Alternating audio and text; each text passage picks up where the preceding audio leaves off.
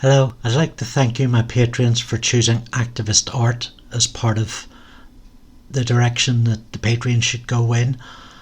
Activism is very important to me as an action and as part of my identity, but I have backslid in the last 10 years.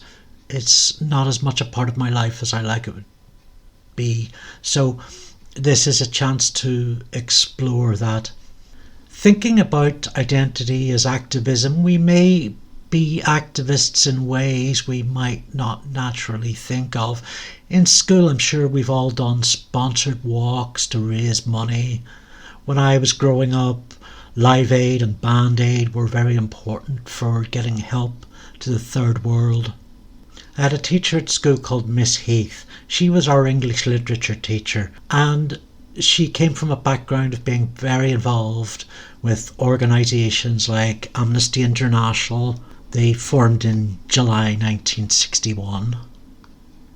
Peter Benenson, the lawyer who began Amnesty International, wrote, "Open your newspaper any day of the week and you will find a story from somewhere of someone being imprisoned, tortured or executed because his opinions or religions are unacceptable to his government. The newspaper reader feels a sickening sense of impotence. Yet, if these feelings of disgust could be united into common action, something effective could be done." So they have strong links to the British campaign for nuclear disarmament and the Quaker peace programmes. Originally focusing on prisoners of conscience, they expanded throughout the 80s and 90s and so on to oppose state execution, war crimes and human rights violations. And they've been active reporters and advocates on victims all around the world, taking an active stance more recently in opposition to the invasion of Iraq, violence against women and the war crimes of Israel and the Palestinian Hamas movement. Miss Heath had on her wall a large length poster with a whale fin on it. She was very involved in Save the Whales and Greenpeace International, both of whom were very much in the public consciousness in the mid to late 1980s while I was in her classroom. Greenpeace International grew out of a late 1960s opposition to the US detonating an underground nuclear bomb in a part of Alaska that could have caused a tsunami. Such was the tectonic fragility there. And it didn't. But there were plans for a second bomb in the area, 5 times more powerful. Activists bought a boat they called Greenpeace, and with the publicity, people then were successful in making the US government back down. Since their origins, Greenpeace International and Save the Whales have been proving themselves to be a fantastic direct action group. Primarily opposition comes to nuclear bombs, cruel whaling practices and dangerous practices in relation to climate and energy, as well as championing going beyond oil. And they've taken a strong stance against deforestation and corporations like Unilever, Nike, KFC, Kit Kat and McDonald's who have damaged the Earth's biosphere.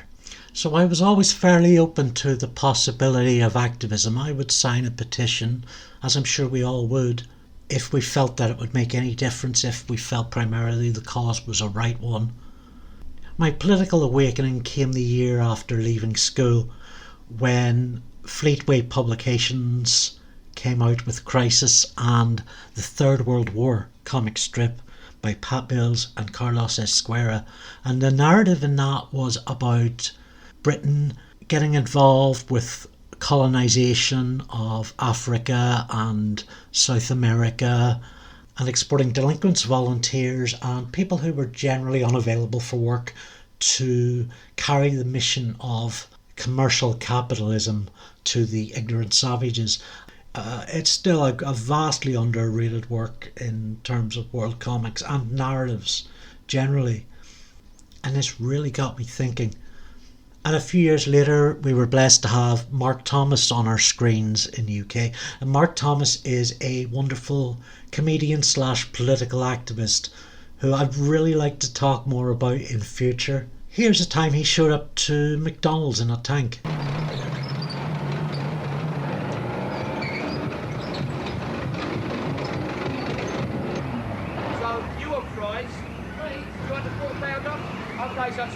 Right. Hello? Can we have 5 fries? Do you want cheese? And you want to stop filming or else I get the police to remove you.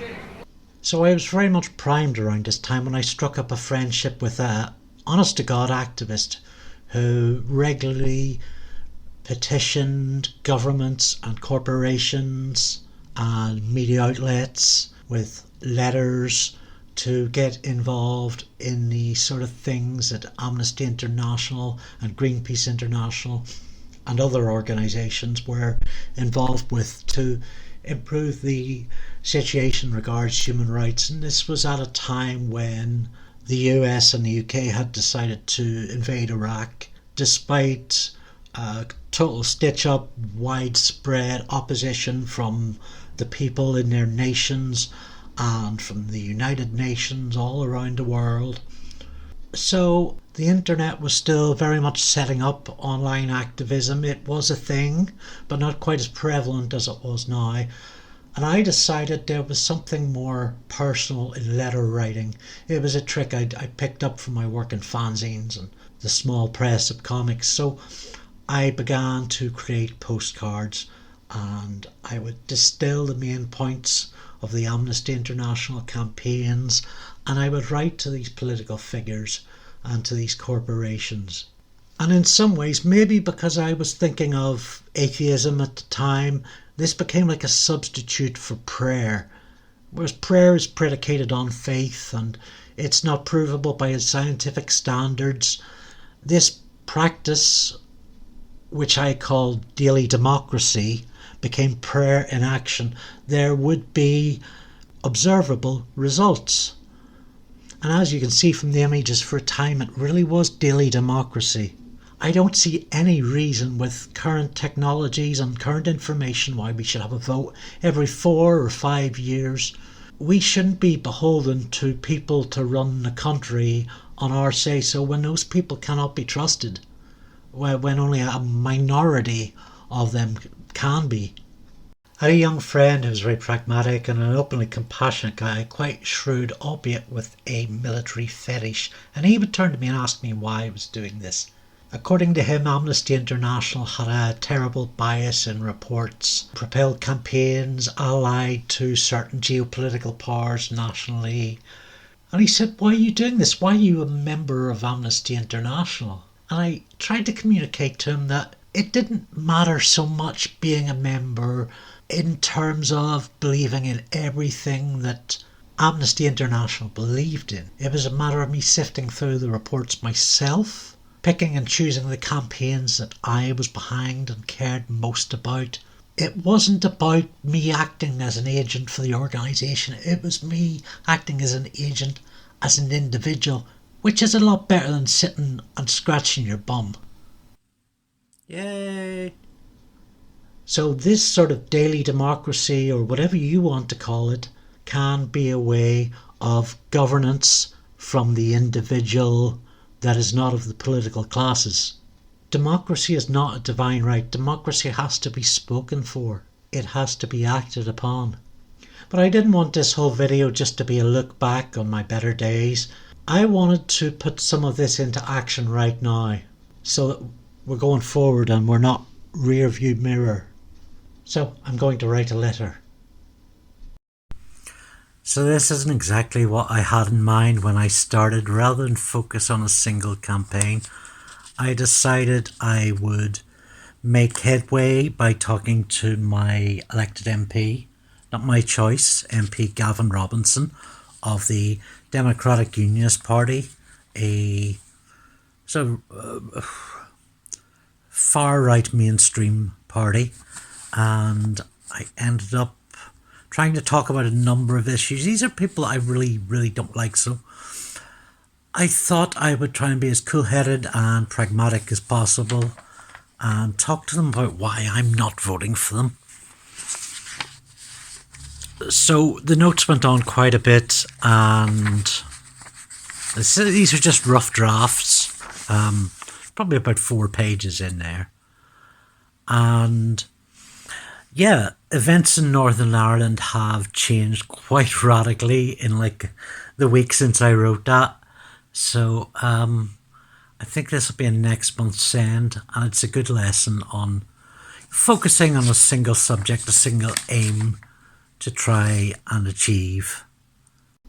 In 2005, I'd moved to Oxford to study at Brookes University. There's always an encouragement to get involved with society, so I joined People and Planet, an organisation with aims along similar lines to Greenpeace and the World Wildlife Fund. We were very much involved in campaigning, and I got to continue my daily democracy. We'd share resources, and some of this informed the various postcards that I would write. In December that year, our group took the 2-hour trip to London, where we camped overnight at a church hall for London's National Climate Demo. 10,000 people in attendance, part of a great weekend with talks by George Monbiot, Caroline Lucas and, political cartoonist Polyp, who designed a lot of iconic props. We had a raucous Friday night at the pub a few days before my birthday, and insisted on getting in many rounds in the grip of the dark art juju known as a student overdraft. The demonstration itself was bells and whistles, drums and face paints, a slow, happy, defiant crawl of flags and props, the people united. You'll see in the photos going forward some more of the daily democracy set, with I think is Barney in one of the photographs, pictured channeling some kind of activist deity in the middle of a spiral of postcards, myself as an angel with postcard wings. We were very interested in interrogating the University and Oxford generally with regards to permissions for land redevelopment and the setup of power plants in the area, and members a bit more mobile than me made frequent treks to industrial sites with placards and banners. We would line up in front of the university with these and try to draw attention to developments that we felt were important to students and to the student voice. One of the campaigns I was most interested in was the idea of getting Coca-Cola banned from the university. If you look around your local shop, you probably might just see Coca-Cola products. Coca-Cola Zero, Coca-Cola Max, Dr. Pepper's, Fanta, Sprite.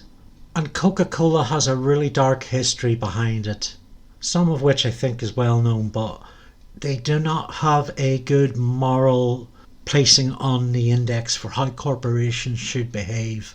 There's a real lack of responsibility in the corporation. At its worst, collusion in the act of murder, mass killings in Colombia, poor labour relations leading to firings without pay, deforestation, draining limited natural water resources. So we pushed the Students' Union and the university to take action on this, and they granted us a debate with the same big large debate hall that you might see a visiting celebrity like Stuart Lee take questions in. And we got up there and we made our best arguments, and we had like a packed out hall of maybe 500, 600.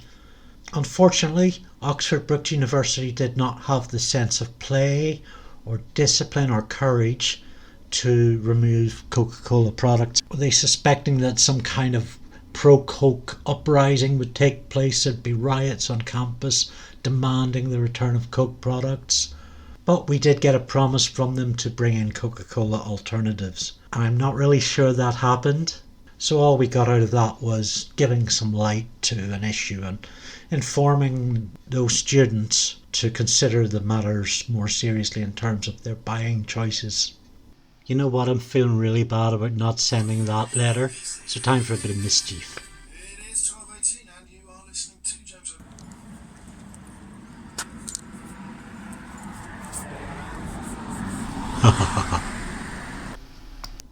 When I returned to Belfast, I was quite tired, depressed, penniless, but there were a few signs from the activist creator that I was going to be looked after on my journey. The first was Occupy, the global movement that sprung up in 2011 from the Arab Spring. And you know from me talking about my novel based on my experiences that I regularly sat out on night watch around the tents. Then we took over a large building in Royal Avenue, the iconic Bank of Ireland building. I took a camera around North Street and Donegal Street, two of the worst affected areas in Belfast city centre. Here you can just see coming up Brennan's Fish and Chip Shop, which was used as a set in a Derry Girls episode. Just row to row boarded up houses with shops that are open, like springing out like fresh roots. And this is just the results of banks foreclosing, government subsidising those, Tory development, Conservative and Unionist Party austerity, and it's just really heartbreaking to see. So this is like, no wonder we were able to take an iconic bank. This is another one, I believe the Ulster Bank premises, which was maybe last used about 15 years ago for cultural events. The bank pulled out of it 25 years ago, and it's just been sitting there boarded up inside. It's carpeted, it's probably could be well heated, definitely shouldn't be sitting empty when there's families that need housing. We're moving around to Donegal Street. Just look at this, it's a beautiful old building. And Printers Cafe, another that went down. This was an art gallery about 10 years ago, and now condemned. Well, Maris, to be fair, might still be open. It's kind of really, really sad to see. I sped this video up so I'm not slipping on anything. And it would be great if somebody could just do something with these. I know there's been pop-up shops, but to have two major streets in your city centre just all vacant is a really sad thing. And for about 3 months I spent a good part of my week sleeping there, getting involved in marches like this wonderful piece where I got to lead a march for the first time on opposition to the ACTA Internet Policing Bill. And that was just a glorious sense of elation. You might see in my hand a news sheet. So this was Newsroom. And Newsroom was a comic strip that I worked on 3 times a week, which proposed to translate today's news items into comic strip form. And this was developed as part of my residency with the Arts and Disability Foundation, whose building was just across the road from the Bank of Ireland. And then relationships began to sour, both with the ADF and with the Occupy group, which pushed out a lot of the veteran true activists and got replaced with troublesome elements. And this was kind of me backing off as an activist, getting tired and disillusioned again. I don't want to leave this on a downer. There is a lot more potential for activism online nowadays than even 10 years ago. In just 3 to 5 minutes, or if you're not being picky, within 60 seconds, you can put your signature as one of thousands or millions to a campaign to make a difference. For example, in the UK, like I suppose like many other governments, there is an online petition facility. In the UK's case, if 100,000 signatures are gathered on a petition, Parliament must discuss it. This is a consequence of daily democracy with proven science results. It's UK resident only, but I just want to spend 5 or 6 minutes going through that. So one of the first things I noticed was this rather concerning petition to remove LGBT education in schools. And there's a counter petition has been set up in response to that. The original petition you can see was set up by a man named Faraz Rahmani, who according to news sources is a parliamentary representative for the Algerian embassy in London. However, the Trans Safety Network contacted the embassy and established he hadn't worked there for 2 years. The map may appear to be from Muslim neighbourhoods, but the sharing of the petition appears to target those Muslims by American, British, Algerian and Iranian press agents. Also sharing the petition are those who hold right-wing and fascist sympathies, TERFs and popular conspiracy theorists. Of course, only UK citizens can sign this petition. The darker the area on the map signifies a higher populace. If we scroll back to the counter petition, you'll see from those who have voted to leave people well enough as they are that the petitioning is more geographically dispersed across England, Wales and Scotland.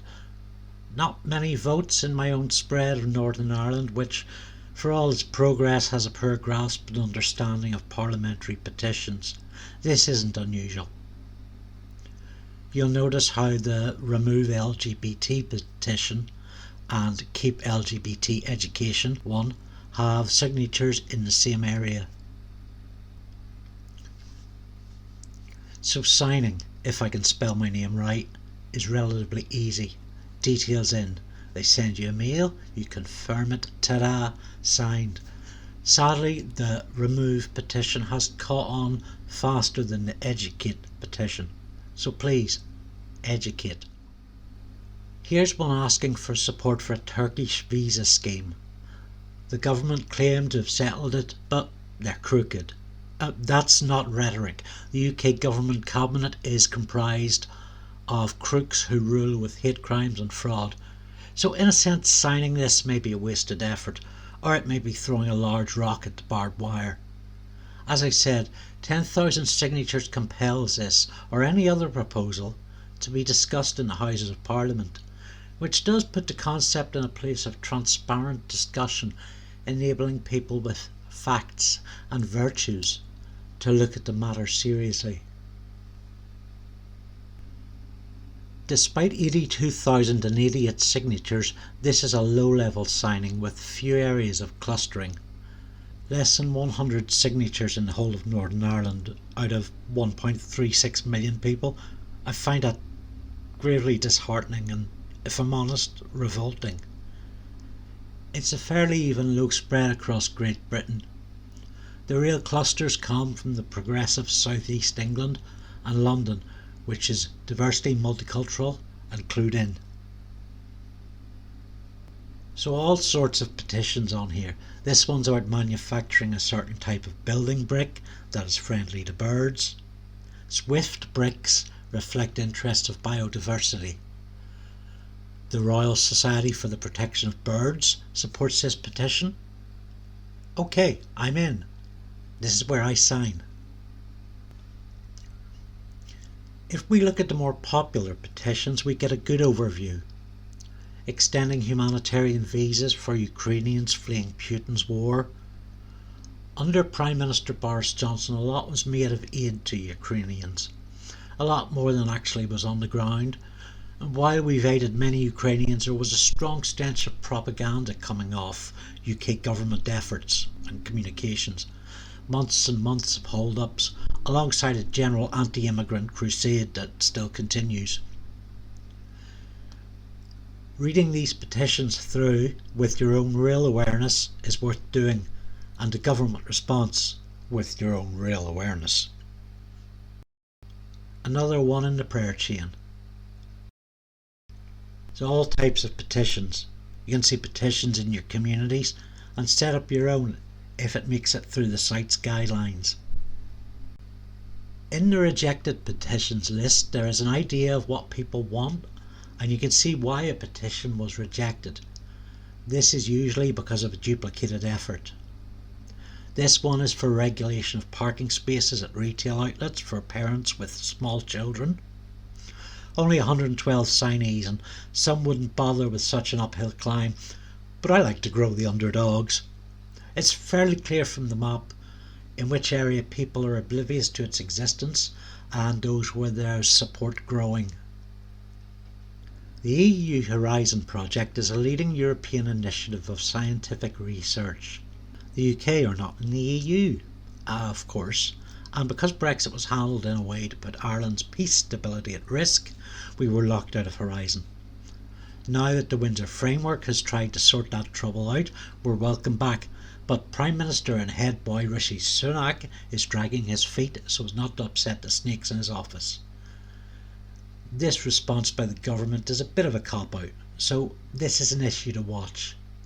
It's likely another petition will sprout up and be cleared for approval.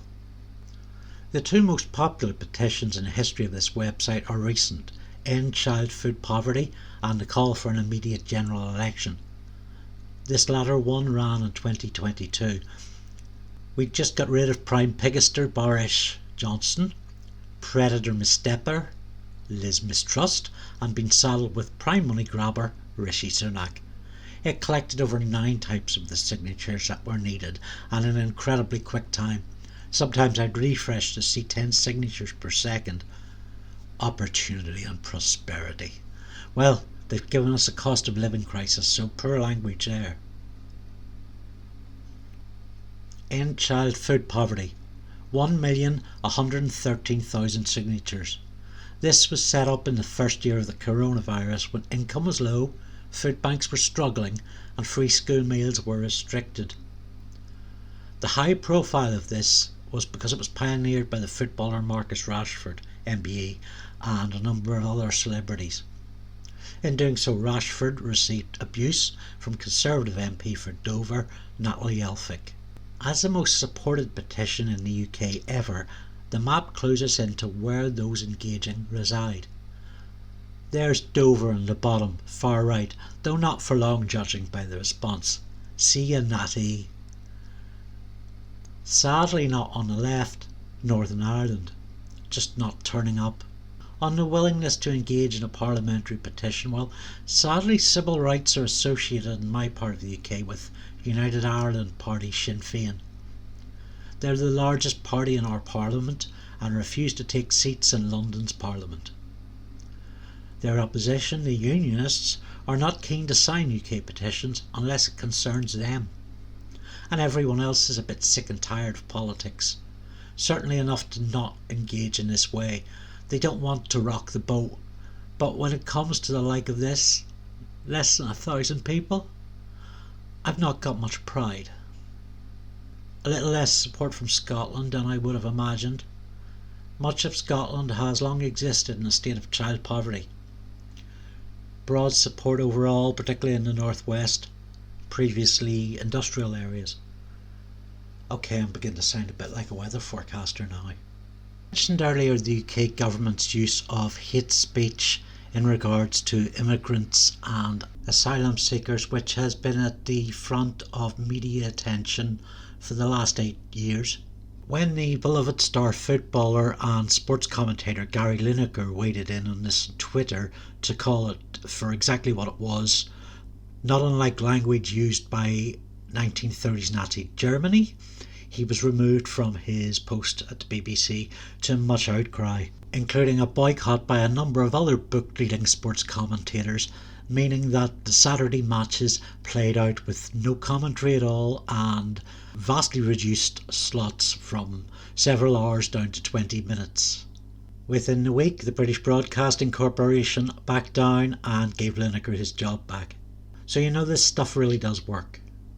I have a little sign scribbled on my whiteboard that reads, "The decisions are made by those who turn up." And that's so true. If you really want to engage with the world around you and make some positive difference as you live and breathe, activism is a wonderful tool, be it community level or global. Find what you care about, find the campaigns you think you can win or want to try, and give it a go. And thank you to all my Patreons who sent me back on my activist journey. It's nice to be on the right path again. But you know, after all that hard work, I'm going to have a nice cup of tea and put my feet up with a good book.